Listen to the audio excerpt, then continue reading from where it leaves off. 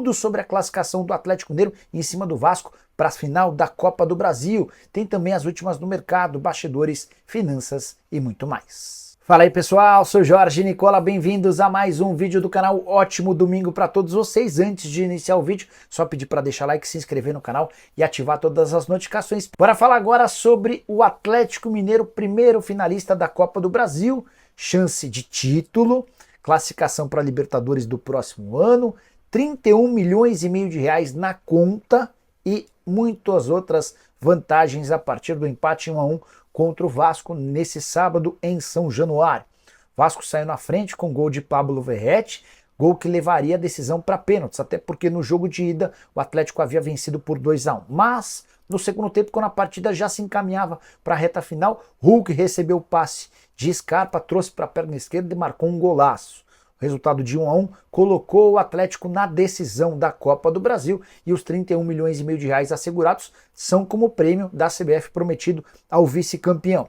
Dá para acrescentar nessa conta pelo menos mais 3 milhões e meio de reais, que é quanto o Atlético vai ter de bilheteria líquida com o jogo como mandante na grande decisão. Agora, se o Galo vencer a Copa do Brasil, o prêmio prometido pela CBF é de 73 milhões e meio de reais. Queria destacar números de Gabriel Milito, especialmente no mata-mata. O técnico argentino é muito contestado pelo torcedor atleticano, mas vai bem, muito bem, para ser preciso, no mata-mata. Foram 14 jogos, com 7 vitórias, 5 empates e só 2 derrotas, aproveitamento de 62% dos pontos, 20 gols pró, 10 gols contra. Foi no mata-mata que ele conquistou o título do Campeonato Mineiro, está na final da Copa do Brasil e na semifinal da Libertadores da América. A decisão para valendo vaga na final da Libertadores começa na próxima semana contra o River Plate. Só para completar em relação ao Galo, destacar excelente fase de Hulk, o cara mais decisivo do futebol brasileiro. Só sobre o outro lado, contar que o Verratti, autor do gol do Vasco, saiu chorando copiosamente do gramado de São Januário, mostrando sentir bastante a eliminação. De qualquer forma, dá para dizer que o Vasco foi muito bem na competição, um time com muito menos qualidade do que os 4 que estão vivos na competição, que pelo menos estavam. O Vasco fez papel bonito. Vamos falar um pouquinho mais do jogo, Ale. O Milito hoje teve uma estratégia de repetir a formação do primeiro jogo, com o Rubens, com o Guilherme Arana, caras que se recuperaram de lesão e que jogaram os 90 minutos. E manteve a equipe titular durante quase todo o tempo, né? Foi mexer só no final, depois que o Hulk fez o gol, depois que o Hulk empatou o jogo. Aí o Milito fez as trocas, fez as alterações. Como é que você enxergou a estratégia do Milito hoje? Como é que o professor trabalhou, Ale? Eu acho que ele repetir a escalação, acho que foi muito inteligente da parte dele, porque a gente tava conversando ali na abertura da jornada que se o jogo do Galo contra o Vasco na primeira partida semifinal não foi a melhor atuação do Atlético no ano, foi uma das melhores, né? Então ele achou uma alternativa interessante para dar mais liberdade pro Arana. Ele tentou fazer isso em alguns momentos da temporada jogando com 3 zagueiros, né? Mas o Rubens tava dando, pelo menos naquele jogo, e hoje também, deu uma segurança maior pro treinador argentino. Então acho que foi muito inteligente. Ele fez a opção do Lianco no lugar do Saravia, embora, se você for pegar uma corrida, uma maratona, né? Que é a temporada, a maratona do Saravia, para mim, ela é mais eficaz do que a do Lianco na lateral direita. Primeiro porque é um jogador da posição. Segundo que o Saravia, antes de se machucar, ele vinha se destacando demais. A principal temporada da carreira do Saravia, na minha opinião, um cara muito sólido defensivamente, mas o Lianco não só entrou muito bem, né, ganhou a confiança do treinador, como tinha a questão do jogo aéreo, né, que o Vasco usou e abusou e todo mundo sabia que ia fazer isso. O Lianco, ele é mais um ali para compor bem esse combate às jogadas aéreas ofensivas do Vasco da Gama. O Lianco também teve uma boa atuação. Ali no meio, o Otávio e o Alan Franco estão estabelecidos, né, já que ele entende que o Batalha realmente é um zagueiro, virou um zagueiro. E o Otávio que deve ter aprendido uma lição aí, né? Porque foi um erro que a gente não vê o Otávio. A gente dificilmente nessa temporada viu o Otávio errar, né? Tanto que o Atlético sofreu muito na ausência dele por lesão. E hoje ele cometeu um erro até infantil, né? Para um jogador experiente, um jogador importante, tão rodado como é o camisa 5 do Galo.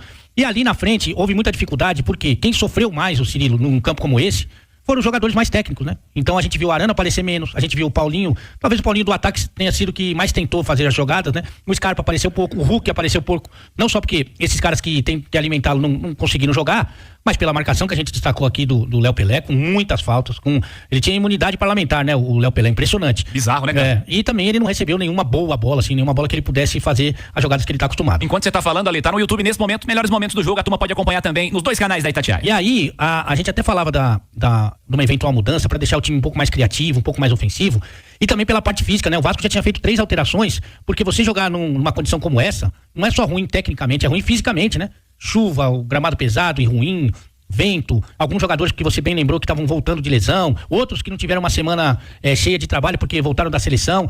E aí a alternativa podia ser realmente o Vargas, né? Que dá um toque ali quando ele tá afim, principalmente, que ele dá um toque diferente ali naquele meio e ataque, né? Você podia, por exemplo, tirar o Rubens, botar o Arana na lateral e botar o Vargas pra jogar. Você poderia botar, por exemplo, o Saravia no Lianco, porque o Saravia tem mais cacuete ofensivo do que o Lianco. Você podia colocar os meninos de lado de campo, né? O Alisson ou o Palácios, pra tentar dar um pouquinho mais de profundidade.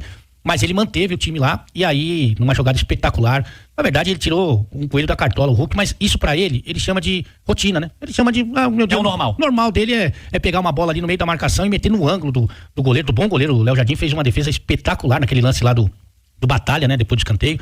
Mas ele meteu no ângulo, impressionante, né? Talvez as lições que fiquem aí é que realmente no primeiro jogo, esperando que o segundo jogo pudesse ser atípico, é que a gente não sabia que ia ser tão atípico assim, né, Cirilo? Mas no primeiro jogo, que cabia mais, o Galo ter aproveitado melhor as oportunidades, né? Porque se faz o que o jogo mostrou na primeira partida semifinal, nem tinha segundo jogo. Aí foi pra esse jogo que a gente tava esperando o quê? Uma festa da torcida, sabe? Aquela recepção que foi muito bonita, né? Dos torcedores pro ônibus do Vasco e tal. Aquela atmosfera, aquela pressão inicial que até existiu, mas num gramado que se pudesse jogar bola, né? Numa condição que se pudesse jogar.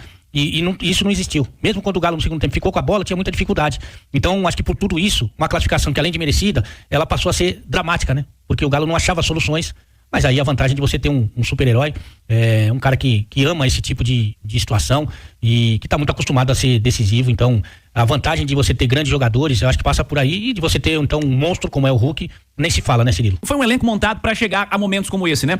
Se a temporada se desenhou de uma maneira em que as Copas foram se encaminhando pro Atlético, né? Em que o brasileiro Atlético, por situações relacionadas ao calendário, por impedimentos aí, até questões fora de controle, muita lesão, convocação, um calendário que te tira 8, 9 rodadas aí, 3, 4 jogadores por conta de competição continental, fora as rodadas naturais realmente, né, que dizem que respeitam a data FIFA, mas no dia seguinte a data FIFA tem jogo, então não dá pro cara jogar, mas é um elenco muito poderoso, é um elenco montado pra esse momento, né? Claro que não é um elenco que tem 2 jogadores por cada posição, se um cara machucar você não vai sentir, não é isso, mas tem muito jogador bom nesse elenco. Aliás, é o Atlético que vai jogar a final da Copa do Brasil, é o Atlético que está na semifinal da Copa Libertadores, a 2 jogos de uma decisão, a 3 jogos de um título de Copa Libertadores. Aliás, me vem à mente gente que falou que o Atlético podia lutar pra não cair, né? Um negócio meio fora da realidade, né? Aí é caso de loucura. Aí é loucura, diria um amigo meu. Mas esse Galo foi montado pra isso, pra chegar a momentos como esse, e nós podemos dizer de uma temporada de sucesso do Galo. Claro, o título tem que vir, a conquista tem que vir, mas é um Galo que chega a momento decisivo, na Copa do Brasil, e tem a Copa Libertadores, que é muito grande o desafio contra o River Plate. Até porque o futebol brasileiro, ele pune, por exemplo, quem faz grandes contratações, né?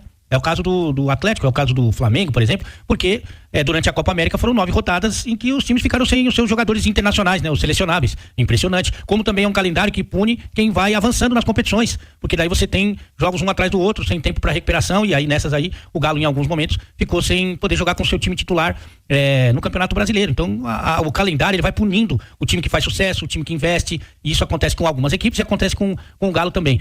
Uma prova desse elenco que você está falando é que você tem 2 jogadores. Tudo bem que o Bernard, ele não estava jogando o que a gente esperava dele, mas é uma extra classe. Há justificativas, né, pra falar que o Bernard não tá jogando ainda o que ele joga. O cara voltou a jogar, tava na pré-temporada. Exatamente. Né? Enfim, é difícil. Readaptando, enfim. E o Zaratio. Então o Galo consegue esses êxitos sem Zaratio e sem Bernard. Que se você fosse falar ali no começo da temporada, falar assim, olha, você vai ter Zaratio e Bernard, você fala assim, pô, mas esses caras são muito bons, né? E o Galo consegue os seus objetivos, pelo menos até agora, sem esses 2 jogadores. Então acho que é muito, muito mérito de todo mundo que trabalha no Galo, da comissão técnica, da direção, dos próprios jogadores. Hoje você teve um Galo sem esses 2 caras, mais uma vez, e que foi absolutamente competitivo e que só não esperava essas condições aí que realmente dificultaram demais o jogo. Eu vou te dizer que todo o extra foi mais difícil do que o próprio time do Vasco.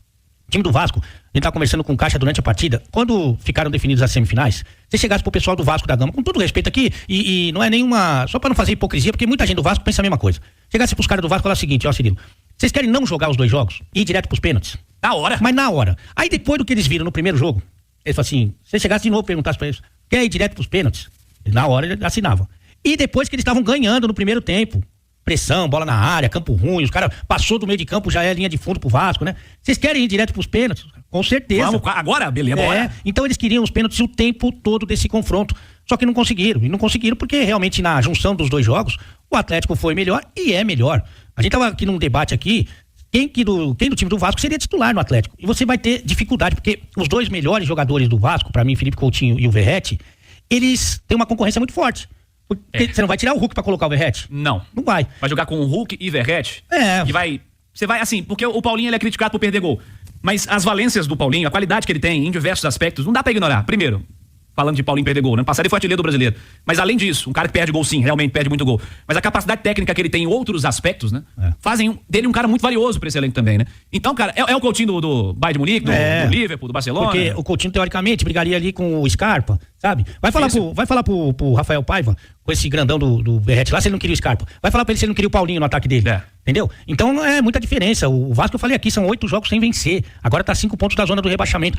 Ele passou, tirando ali o Marcílio Dias na primeira fase, já na segunda fase da Copa do Brasil, ele precisou dos pênaltis pra eliminar o Água Santa, né? 3-3, né? E aí depois, contra o Fortaleza, que pra mim foi o adversário mais forte que ele pegou até a semifinal, também foi pros pênaltis. Contra o Dragão, foi um 2-1 no agregado muito complicado. Furacão, nos pênaltis. Então, assim, tem mérito o Vasco de chegar, sem dúvida alguma, pegou até um caminho muito complicado. Mas são 2 níveis de elenco que são diferentes. Isso aí é uma realidade. E eu acho que hoje não ficou tão evidente pelas condições que a gente já citou, mas na junção dos 2 jogos, eu acho que ficou bem claro pra todo mundo o elenco que tem o Galo e o elenco que tem o Vasco. Então é isso aí, né, família? Ficamos com o nosso giro de notícias do Galo, informações exclusivas e atualizadas pra você ficar por dentro de tudo.